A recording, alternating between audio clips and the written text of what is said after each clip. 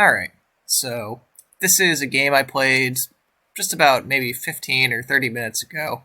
I wanted to record it while it was still fresh in my mind, because I think this is a really interesting one.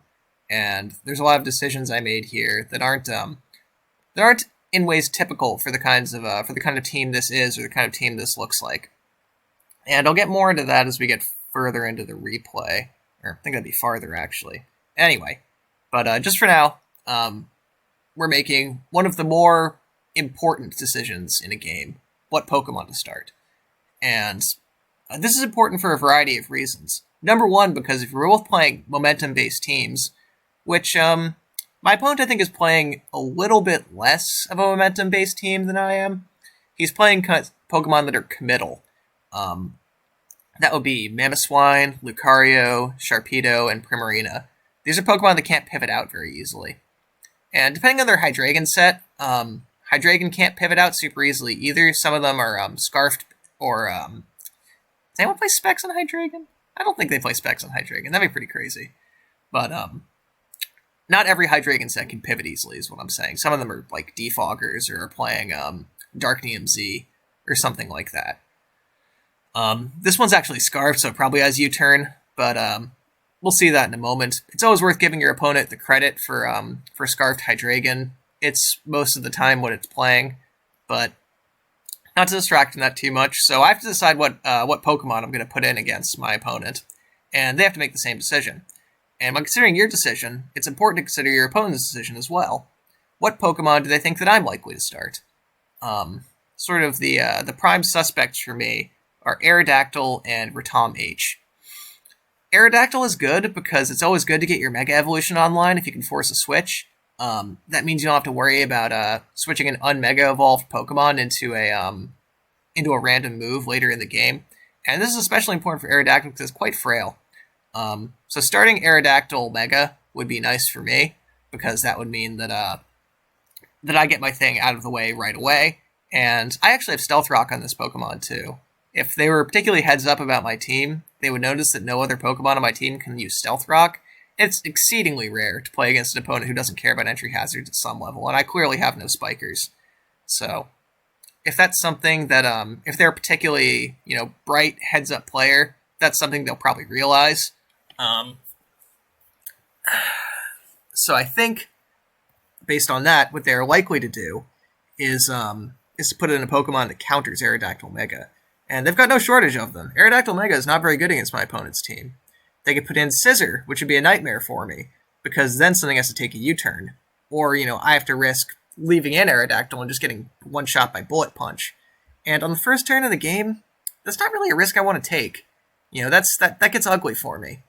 So, of all the Pokemon I could start, I think the one I'm looking at now most strongly is Rotom H, because against their rocker, which is Mamoswine, there's no other Pokemon on their team that can use rocks.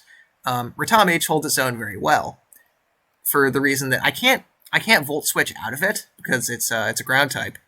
But this Rotom has Defog, so if he puts down rocks, I could simply Defog it. Its ice moves don't do very much to Rotom. Rotom resists them. And I can just dispel their entry hazards. I can threaten Mamoswine quite a bit with Overheat, which won't one-shot it, but it cripples it. And I'm also playing Will-O-Wisp on this Rotom. I'm not playing Toxic, I'm playing Will-O-Wisp. And a burned Mamoswine is fun for nobody, That's what... It really cripples Mamoswine's ability to be the sort of threatening, you can't switch into me Pokemon that it is. And on a totally different note, have you ever noticed how round Mamoswine is? Like, here, let me switch the sides here. I start Rotom H, they start Mamoswine, and that's the end of the story. It's anything I start against Rotom is not likely to be too strong. So here, let me show you. Look at this. Look how round it is. It's so bulky. It's such a weird Pokemon. It's this weird mammoth pig thing. But yeah, I don't know. It's important to play Pokemon that give you joy, and Mamoswine gives me some joy. And so yeah, they make a smart decision and just switch in Hydreigon, because nothing that Rotom does to Hydreigon is particularly important. Like this Will-O-Wisp on Hydreigon, it doesn't really matter, because Hydreigon doesn't attack physically, it attacks specially. And, okay, so this is important. This is, my opponent's getting an advantage from a very early stage in the game. They've put in Hydreigon, which is an extremely strong Pokemon against me. The only things I really have to deal with it are Scissor and my own Hydreigon. And putting in your Hydreigon against their Hydreigon is scary, because what if they Draco Meteor? If you switch in your Hydreigon to a Draco Meteor, it just dies. So then you're down a whole Pokemon, and all they've done is hit the button on their Hydreigon. That's bad. I don't have to say that, that's really bad. So I make the decision to switch in Scissor into a predicted Draco Meteor, because it's most of the time the move that Hydreigon uses. It's just the strongest move it has. For the first shot, your special attack goes down, so you only get one good shot with it. But it's a Scarfmon anyway, so you don't want to leave it in for too long. So I predicted he would use Draco Meteor. My opponent, would use Draco Meteor. So I switched in Scissor, and Scissor would take about the same amount of damage from Draco Meteor as it just did from Dark Pulse. But since they didn't, since they used Dark Pulse, now I'm in trouble. Because they can just hit that button again. They're not impelled to switch by this Scissor, and I lost about half the health on my Scissor. And I don't know if I mentioned it earlier, but this is Banded Scissor. This isn't Roost Scissor. This isn't, Swords Dance Scissor. So what this Scissor does is it checks and it revenge kills. And if its health is low, it impairs its ability to check a lot. And, let's say I wanted to kill this Primarina later in the game. Scissor might have to take 1 or 2 Scalds or Moonblasts or something like that if they're playing the Specs version of that Pokemon. But now it can't. So this Hydreigon, not threatened to switch, nothing's really happened to it, and it's really crippled one of my revenge killers. So that's bad. And now I could Bullet Punch, just get the damage on Hydreigon, because Hydreigon's going to be a nightmare to deal with this game. I decide not to. I decide to switch out. And they actually read me to switch out here and put in Primarina, which is something that Hydreigon can't really do anything to. Now, what I do here is a little bit interesting. I U-turn out because Primarina can't really, Hydreigon can't really do anything to Primarina. The button doesn't work. Dark Pulse is not very effective. Fire Blast is not very effective. Those are the 4 moves that my Hydreigon is playing. That and U-turn, I should say. So I just U-turn out. And this U-turn, it doesn't do very much to Primarina, but it gives me some important information, which is what set Primarina is playing. And that's important for reasons I'll get into in a moment, but if we look at our handy-dandy calcs here, and it's always worth calcing things, by the way. If you're not the kind of player that calcs things often, you should be. It just gives you a huge information advantage. So yeah, you can see... Oh, that's interesting, actually. Maybe I didn't consider that. Okay, no, I was right, sorry. So you see, U-turn against the Specs variety of Primarina would do about 10%, whereas U-turn against the defensive variety of Primarina would do about 6%. And, that's not the right one. I see it did 6%. So now I know this Primarina is the defensive variety, which motivates some of my gameplay. I shouldn't assume it'll use the same move more than once. I switched to Amoonguss, because Amoonguss is typically not very worried about what defensive Primarina can do. It would be worried if this was Specs Primarina, and I would have had to make a different decision were that the case. I probably would have had to sack a Pokemon. But it's not, so I can safely put in Amoonguss. And I think I kind of assumed that Primarina was a defensive variety, because that's the one you see more often, and I kind of put in Amoonguss without thinking about it. But now that I go back and I look at this replay, I realize that I should have changed my play if Primarina was a Spect variety. Maybe I would have put in Scissor again or something like that, predicting a Psychic. But no, I can't really do that. If it's a Specs variety of Primarina, I would have really been in trouble here. But it wasn't. I kind of lucked out and got the defensive one. So I put in Amoonguss. As I just mentioned, defensive Primarina doesn't really do anything to Amoonguss. Amoonguss threatens to cripple one member of their team with Spore, and they have no grass type, so the Spore is free. Or it threatens to spread status like Toxic, just be annoying, switch out again after it's forced to switch on Primarina. If he decides to stay in, I might just Giga Drain Primarina, and that's pretty annoying too, because I'd heal off all the damage it does, then he'd just have a weakened Primarina, and I would have an Amoonguss exactly where it is. So that's the power of Amoonguss. It slows down the game a little bit. It threatens to remove one of your team members from the game entirely, because that's almost what Spore is with these sorts of teams against each other. They have no ability to clear Spore with something like Heal Bell or Aromatherapy, so they'd have to tank the sleep. And tanking the sleep versus this team is going to be very, very difficult, because my Pokemon are just so aggressively oriented. So that's what I want to do right now. I'm losing by a little bit. I want to get Spore out. Now, I exercise some discipline, actually, because most of the time when you switch into Amoonguss, they'll be expecting Spore, because that's what this Pokemon is known for. So I eat the Scald here. I get burned on the first try, which is a little bit unlucky, but it's fine. Amoonguss isn't that worried by a burn. They switch in Scissor, and I do not put it to sleep, because I expected that they would either leave Primarina in to eat the sleep, which, if it's defensive Primarina, then it's a Rest Talker, so that's not very effective against Primarina. And I use Toxic instead on Scissor, which whiffs, but Scissor doesn't do very much to Amoonguss, and now I'm threatening the Spore on Scissor, which is a bigger deal. So they correctly identify this. Their Scissor is faster than my Amoonguss, because Amoonguss is slow as dirt. Makes sense, it's a mushroom, it grows out of that. And I rip a Spore on Scissor, because, for a variety of reasons. If Scissor is the choice banded variety, it's good to put a Revenge Killer to sleep, because then it opens up your possibilities a little bit more. You can play with less fear of a Revenge Kill. For example, their Revenge Killer to Aerodactyl would probably have to be Hydreigon there. And let me see. Hydreigon. Oh, it could be Mamoswine as well. It's just Hydreigon one-shot Aerodactyl Mega. It does not. So that'll be worrisome. That'll mean they have to Draco Meteor twice. I'll get a Stone Edge in the mix there. And since their Hydreigon is already weakened a little bit, that'll be particularly worrisome. So they switch in Mamoswine, which is interesting. Maybe they expected me not to Spore again, and they wanted to Icicle Crash this Amoonguss to death. That's something that, I should be worried about. But I decided to respect Scissor in case it Swords Dances or something like that, because I really don't want to deal with a +2 Scissor at this stage in the game. Being at an even heavier disadvantage and having really no good switch-in to Scissor besides Amoonguss, and having my Amoonguss get, like, Z Bug Bitten after a boost or something like that, that'll kill it, and then, I'm pretty much toast. I'd have to switch in my Infernape, and then I have to make a bunch of unfavorable decisions, and so I just Spore to avoid all that ugliness. And they don't play very well around Spore, if you ask me. They switch in Mamoswine, and Mamoswine is a pretty important Pokemon for them. Because it can take a hit from a lot of my Pokemon and kill them on the crackback.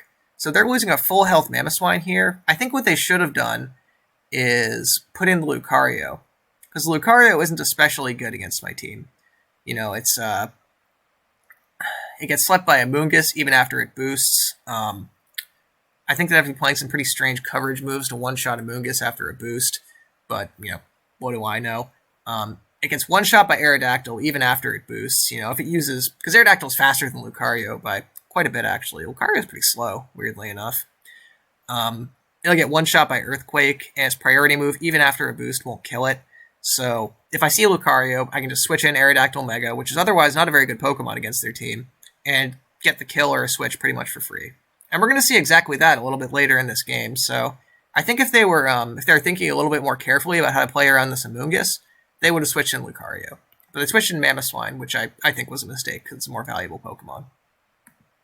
So okay, now I get the classic Amoonguss Spore free switch. They switch in Hydreigon, and this Pokemon was giving me the Vapors, so I just switch in my Hydreigon. And now we have a classic Pokemon moment. We're speed tied. This thing is extremely likely to be playing Dark Pulse. I don't know if I knew that for sure, but did I know that for sure? Let's see. No, I didn't, because I switched, then they switched. So I don't know necessarily if it's Choice Scarfed, but the worst case for me is if it is, because then this Hydreigon is Choice Scarfed. So now we have a speed tie.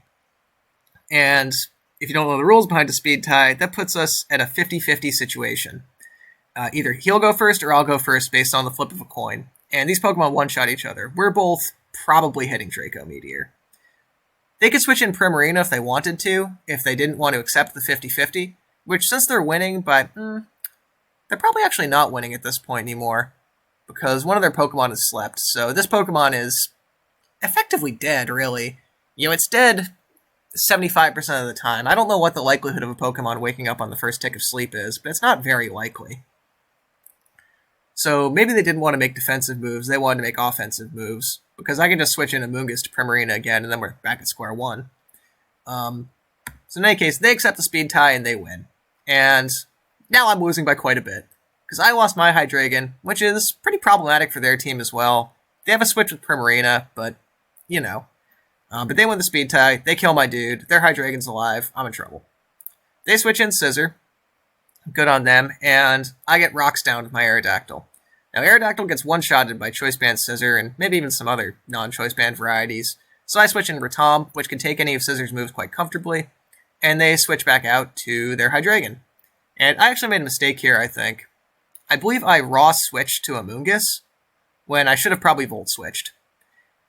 And because I have to chip down this Hydreigon, I don't really have another good recourse that's safe. You know, I can maybe put in Infernape and try to Mach Punch it, but that would tip my hand a little bit to what this Infernape does. And I wanted to keep that a secret for as long as possible, because I was kind of formulating a strategy after I lost that speed tie, because I have to do something good in order to not lose this game, because if we just trade evenly for the rest of the game, I believe that I will lose.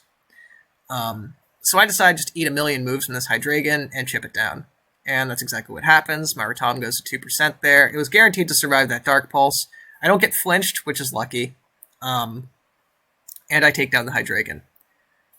But now this Ratom is effectively dead. I used Volt Switch there and not Overheat, so I have to make the first switch. I put in Aerodactyl, they put in Scissor again.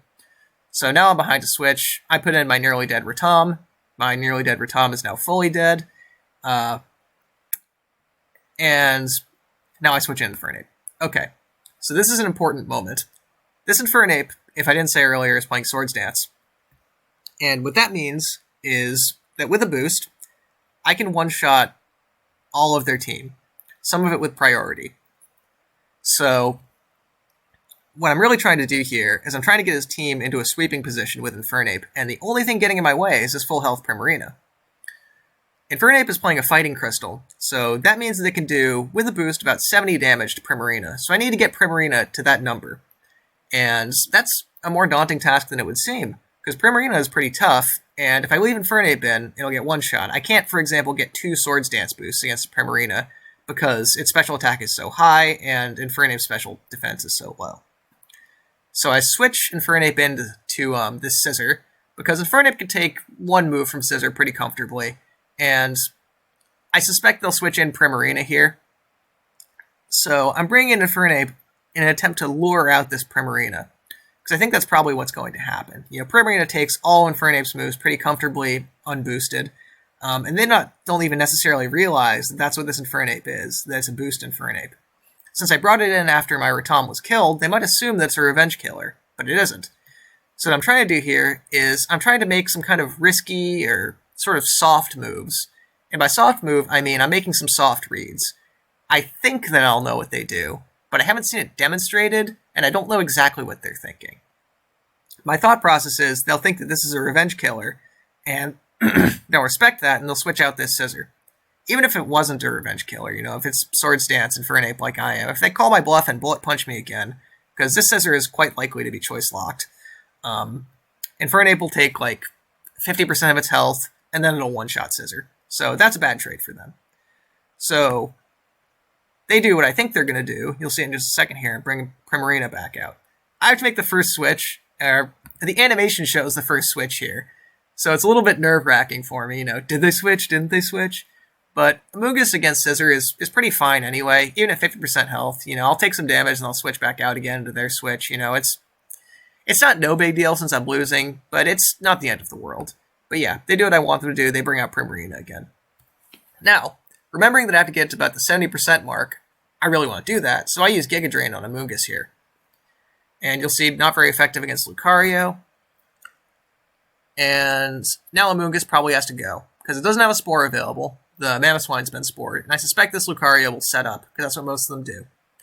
They use Nasty Plot, and now, as I was saying earlier, this is exactly the situation they don't want to be in, where the Aerodactyl is in against a Pokemon that doesn't threaten it. So I one-shot their Lucario does like 50% to me.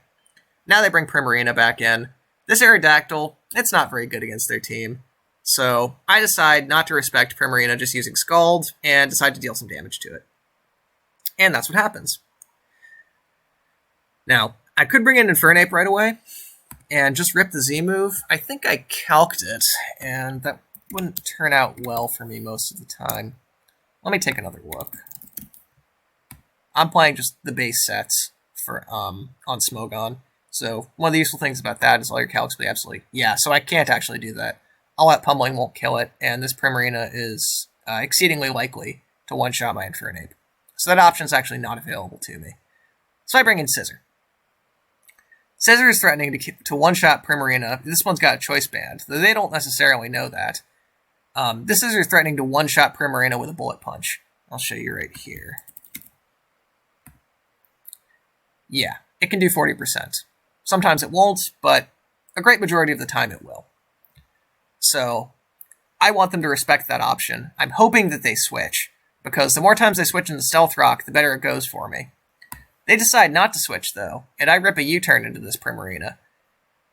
So they made a good read there. I think if I had considered that a little more carefully, I would have realized that they probably thought of their position as somewhat precarious, and they would have accepted me band blocking my Scissor in exchange for their Primarina, because again, they don't know the secret of this Infernape.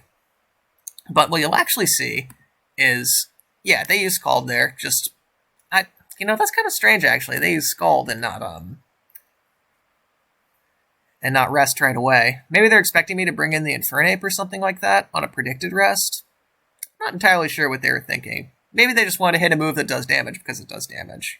I respect that. I do that sometimes. But I bring in Amoonguss. Amoonguss not particularly troubled by Scald. And now their Primarina rests. So what's going to happen here is I'm going to Giga Drain it back down to a percentage where Infernape can kill it in one shot with a Z-boost in close combat. And I have 2 free turns off this Primarina, and they do something pretty perplexing here. They bring in this Sleeping Mamoswine, maybe thinking that Amoonguss wanted to trade it down, just Giga Drain it a few more times, or maybe I wanted to farm my health back up with Amoonguss, but that's not what I want. I want to set up with my Infernape. So this move is actually extremely costly for me. Extremely costly for them. Because you'll see, I take out my Amoonguss and I bring in Infernape, try to take advantage of those 2 free turns I get with Primarina. Although maybe actually... Hold on a minute, I just realized something. Maybe actually Infernape with a Swords Dance, +2. So I get 2 free turns, assuming they left their Primarina in. So I would get Swords Dance up to that much, close combat. Yeah, so I cap out at about 70%. Their Primarina here would have actually healed out of range of that had they left it in. So, that's interesting. Maybe the winning move for them there was actually just to leave Primarina in. But no, then it would have gotten killed by the Amoonguss. Or yeah, because they go rest, they go to 100% health. I go Giga Drain, they go down about 40, they go up to 60. So they have to worry about the 3-shot from Amoonguss. So yeah, 0, then 1, then 2. You sleep for exactly 2 turns with the rest. So they would have to worry about getting killed by Amoonguss. So if they knew exactly what I was thinking, they probably would have left Primarina in, but that situation was actually favorable for me. And I think I was running low on time at this point in the game, so I wasn't fully thinking through every single thing I did like I am now. But just with that hindsight, it's interesting to consider how the game could have gone. Because a lot of the times when you're playing, you're in the zone, you're formulating your strategy, you're trying to work out tactics that'll realize that strategy, much like I am now. But this actually turned out very well for me. They kind of perplexingly put in this Sleeping Mamoswine, and I get the free switch into Infernape in the Swords Dance. And something a little bit scary is their Pokemon could wake up after 0 turns of being asleep off of Spore. I don't know what the likelihood of that is. It's not extremely likely, and I think my situation is, if I get this Swords Dance, I win. This is the situation I've been trying to engineer. And I don't really have another good route to victory with the Pokemon I currently have against this team. So I take the risk, a somewhat minor risk. I get the dance on Infernape, and now we're all set to sweep. Boom, Mach Punch the Mamoswine, that's a guaranteed kill. They bring in Primarina, but that's not going to cut it this time. I go for Z-Pummel. Even if I didn't, I could just close combat it twice and it would die. So boom, Primarina is dead. They bring in, I think, Scissor here. And then, yeah, I could Flare Blitz this. I could close combat it. I could Mach Punch it. I decided to kill it in 2 with Mach Punch, which I maybe actually shouldn't have done because I don't think I realized it didn't have leftovers, but whatever. I wanted to save some health on Infernape. I was thinking I was in the winning position right now, so I just do it. I'm not punished for it. And I Mach Punch their Sharpedo to death. So yeah, that was the whole game. I was pretty pleased with how this one went. I think I played from behind pretty well, because I felt like I was losing this whole game. Even though at certain points, maybe we were at parity, or I was even in the beginning, after I got the spore, a little bit favored, but they made some good reads and put me in an unfavorable position where I had to kind of engineer a game plan to get out of it. And I did, and that plan totally worked. And I think I played in such a way that's really, my tactics, I should say, are really demonstrative of my strategy. And I think this is a good game to look at if you want to see, like, oh, okay, I'm behind. I've got one Pokemon that's good against their whole team, and the rest of mine are pretty bad. Just how you play around that one Pokemon, how you play to your outs, and how you don't play to your opponent making a big mistake. You play to your opponent making a small mistake. Because switching in that Mamoswine there to absorb a Giga Drain, that ended up being extremely costly for them. They lost the game on the spot, pretty much. So yeah, I put myself from maybe 30% to win to 90% to win with that one move. Because I don't know actually how likely this Pokemon wakes up from one turn of sleep. It doesn't happen very much. You can usually count on one. And that was the whole game. I hope you enjoyed it. If you have any suggestions, I play almost entirely Gen 7 UU. It's I've heard that OU isn't so great right now, and I haven't really explored that myself. I've been having a lot of fun playing UU. So if you have any suggestions for teams or sweepers or utility mons, just, mons from RU you think are cool in general, please let me know. I'd love to hear it. And yeah, I hope you'll come join me for the next one.